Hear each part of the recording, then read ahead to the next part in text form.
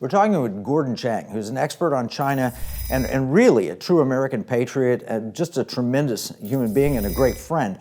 But we've been talking about China and how they have been sending migrants across our border, some genuine refugees, but others that are military age and so forth. We also talked about how they spread purposefully COVID after it either leaked from a lab or was engineered to leak or whatever. Now my question is, they've influenced the World Health Organization and the United Nations, and the Biden administration seems just intent on giving up American sovereignty to these globalist organizations that I think have been infiltrated on China. What are your thoughts?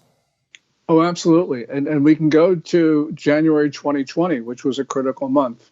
We know that month that the Chinese knew that COVID-19 was highly transmissible human to human.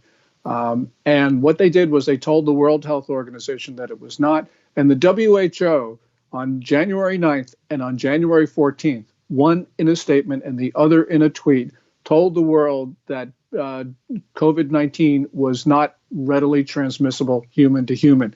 The doctors, by the way, at the WHO, they knew that this was highly contagious. Maria von Kerkhove, an American epidemiologist, virologist, she said this looked just like MERS because she was a MERS specialist. So she knew that, and she was a senior doctor. But nonetheless, the political leadership of WHO purposefully spread a narrative that was not only dangerous because it lulled health officials around the world to sleep, but they had to know that this was false.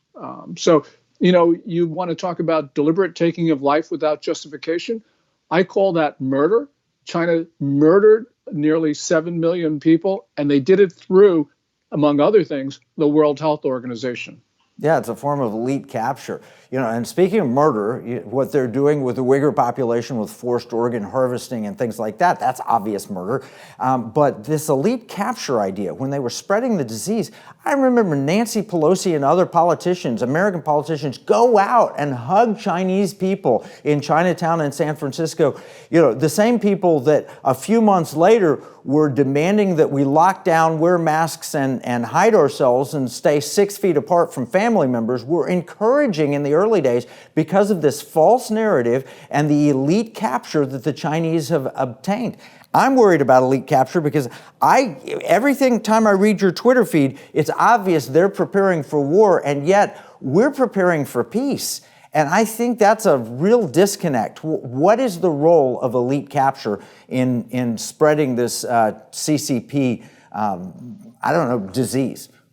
Well, let me give you an example on COVID-19. At the end of January 2020, President Trump imposed a travel ban on arrivals from China. So what happened? Well, there was this guy named Joe Biden who called this, quote unquote, xenophobic. Now, clearly, what Trump was doing was protecting the American people from people carrying a dangerous pathogen. And as you mentioned, there are other Democratic Party figures. But it's also a Republican Party problem because in Congress, you have Republicans who, although they aren't supporters of the Communist Party, they are actually amplifying Communist Party narratives because their ideologies coincide. So conservative Republicans are as much a problem as the Democrats and leftists. So we've got a problem across our political spectrum, Kevin. We've got to eradicate this problem in some way because if we don't, we're going to lose our country.